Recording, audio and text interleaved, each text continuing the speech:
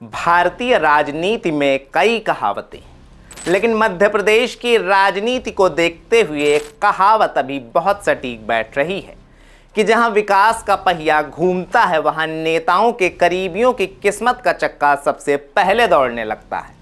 अयोध्या राम मंदिर चंदे का बवाल अभी शांत भी नहीं हुआ था कि अब महाकाल की धरती से कुछ ऐसी ही खबरें सामने आई हैं जिसने सियासी तापमान बढ़ा दिया है। आज हम आपको मध्य प्रदेश की उस पवित्र जमीन की कहानी सुनाने जा रहे हैं जहां आस्था का कुंभ तो 2028 में लगने वाला है, लेकिन जमीन का कुंभ अभी से सज गया है। जी हां, द इंडियन एक्सप्रेस ने एक ऐसी इन्वेस्टिगेशन छापी है जिसने मध्य प्रदेश की राजनीति में भूचाल ला दिया है। आरोप है कि मुख्यमंत्री डॉक्टर मोहन यादव के परिवार ने उज्जैन और उसके आसपास जमीनों की ऐसी खरीदारी की है जिसे देखकर आप भी कह उठेंगे, वाह क्या सीन है। नमस्ते, मेरा नाम है कार्तिक और आप देख रहे हैं न्यूज़ कोठरी। कहानी शुरू होती है उज्जैन से। 2028 के सिंहस्थ कुंभ के लिए राज्य सरकार द्वारा खजाना खोला जाता है।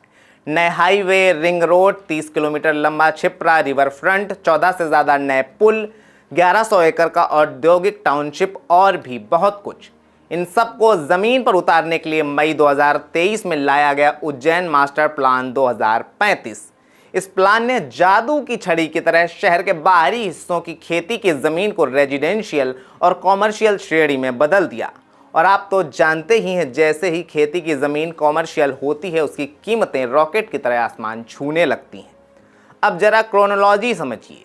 MP CM doctor Mohan Yadav कोई नए नवेले नेता नहीं हैं। वे 2004 से 2010 तक उज्जैन विकास प्राधिकरण के अध्यक्ष रहे, फिर पर्यटन विकास निगम के प्रमुख बने। 2021 से 2023 तक उच्च शिक्षा मंत्री रहे और फिर दिसंबर 2023 में बीजेपी की प्रचंड जीत के बाद मुख्यमंत्री की कुर्सी पर आसीन हुए। अब सीएम कार्यकाल के इर्द गिर्द यादव परिवार की ज़मीन खरीद की जो स्पीड बढ़ी है, सारा रायता उसी ने फैलाया है। इंडियन एक्सप्रेस ने सरकारी रिकॉर्ड और कंपनियों के दस्तावेज खंगाले तो जो निकला वो हैरान करने वाला था। रिसर्च में सामने आया कि मुख्यमंत्री के विस्तृत परिवार यानी पत्नी, बेटे, बहू, भाई बहन और चचेरे भाइयों के पास उज्जैन के आसपास लगभग 245 भूखंडों में कुल 335 एकड़ जमीन है। लेकिन खेल सिर्फ ये नहीं है, खेल ये भी है कि 168 एकड़ जमीन सिर्फ दिसंबर 2023 से दिसंबर 2025 यानी इन 2 सालों के बीच खरीदी गई है, जिसकी कीमत लगभग 45 करोड़ रुपया की जा रही है। और ये ज़मीनें बिल्कुल उसी जगह खरीदी गई हैं जहां से नई सड़कें और हाईवे गुजरने वाले हैं। 168 में से 111 एकड़ ज़मीन एकदम सटीक विकास गलियारों के पास है। इसे कहते हैं गजब का इत्तेफाक। अब कुछ उदाहरण सुनिए। मुख्यमंत्री के चचेरे भाई गोविंद यादव और उनके सहयोगी ने 41 एकड़ ज़मीन खरीदी। कहाँ? उज्जैन इंदौर हाईवे के अपग्रेडेड जंक्शन से महज 100 मीटर की दूरी पर। यादव परिवार की रियल एस्टेट कंपनियों ने मास्टर प्लान आने के बाद 18 एकड़ ज़मीन उठा ली। इस क्षेत्र को मास्टर प्लान 2023 में खेती से निकालकर कॉमर्शियल कर दिया गया था।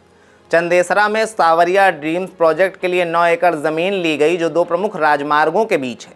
वहीं जसवंतपुरा में 6 एकड़ ज़मीन ठीक उज्जैन मक्सी रोड के पास ली गई, जिसे सरकार 4 लेन बना रही है।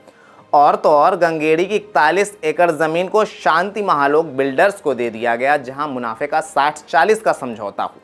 अब इतनी बड़ी बात हो जाए, खबर बन जाए और विपक्ष सोता रहे, ये कैसे हो सकता है? मध्य प्रदेश कांग्रेस अध्यक्ष जीतू पटवारी ने इसे सीधे अयोध्या से जोड़ते हुए महाकाल की ज़मीन की लूट करार दिया। उन्होंने सीधे 5 सवाल दागे और श्वेत पत्र से लेकर सुप्रीम कोर्ट के जज से जांच तक कराने की मांग कर डाली। विधानसभा में नेता प्रतिपक्ष उमंग सिंघार ने तो यहां तक कह दिया कि मुख्यमंत्री को अंदर की सारी जानकारी थी, इसलिए मास्टर प्लान परिवार के फायदे के लिए ही डिज़ाइन किया गया था। दिल्ली में बैठे कांग्रेस नेता पवन खेड़ा ने भी मोर्चा संभाला। उन्होंने इसे सीधे इनसाइडर ट्रेडिंग कहा और प्रधानमंत्री पर तंज कसते हुए कहा, प्रधानमंत्री विदेशों में तो मेलोडी खाएंगे और यहाँ झालमुड़ी, लेकिन उनके सीएम ज़मीनें निगल जाएंगे। वहीं जयराम रमेश ने इसे लूट का इंजन बताया और इशारा किया कि ये खबर कहीं और से नहीं बल्कि दिल्ली में बैठे पूर्व मुख्यमंत्री शिवराज सिंह चौहान के कैंप से ही लीक करवाई गई है। सपा सुप्रीमो अखिलेश यादव ने भी चुटकी ली और इसे भाजपा के अंदर की लड़ाई करार दिया। उन्होंने कहा कि वे लोग मुख्यमंत्री बदलना चाहते हैं। जब तीर चले तो ढाल भी लानी पड़ी। भाजपा प्रदेश अध्यक्ष हेमंत खंडेलवाल सामने आए और सारे आरोपों को तथ्यहीन बता दिया। उन्होंने सफाई दी कि मुख्यमंत्री मोहन यादव के पास 2023 में 17 एकड़ जमीन थी और आज भी उसमें 1 इंच का इजाफा नहीं हुआ। सिद्धिविनायक कंपनी जिसे लेकर बवाल मचा है, उसकी जमीन 68 एकड़ से घटकर 65 एकड़ हो गई है और सीएम तो 2017 में ही उससे इस्तीफा दे चुके हैं। लेकिन सबसे बड़ा कार्ड जो खेला गया वो था ओबीसी कार्ड। खंडेलवाल ने कहा कि कांग्रेस को उमा भारती, शिवराज और डॉक्टर मोहन यादव जैसा ओबीसी नेता पचते ही नहीं है, इसलिए सारी साजिश रची जा रही है।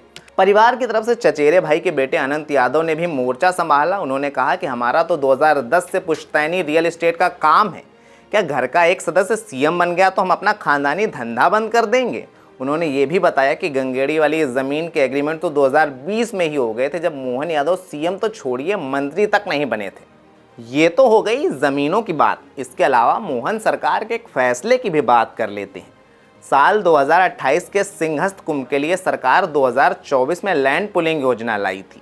इसके तहत उज्जैन और शिप्रा नदी के आसपास किसानों की 1800 एकड़ ज़मीन का अधिग्रहण किया जाना था, लेकिन भयंकर विरोध हुआ। यहाँ तक कि आरएसएस के किसान संगठन यानी भारतीय किसान संघ को भी प्रदर्शन के लिए उतरना पड़ा। फिर क्या हुआ, सरकार को झुकना पड़ा और नवंबर-दिसंबर 2025 में लैंड पुलिंग नीति वापस लेनी पड़ी। खैर, खबर पर वापस लौटते हैं। अब तक की खबर के अनुसार आपको क्या लगता है, सत्ता के शीर्ष पर बैठे लोगों के करीबियों का सरकारी फैसलों से सीधा आर्थिक लाभ कमाना जायज़ है? बताइएगा कमेंट बॉक्स में। बाकी ये ज़मीन का विवाद सिर्फ मध्य प्रदेश की राजनीति तक नहीं सीमित रह गया है, बल्कि देश की राजनीति में भी हलचल मचा दी है। देखना दिलचस्प होगा कि आगे क्या होता है। बने रहिए तब तक न्यूज़ कोठरी के साथ। शुक्रिया।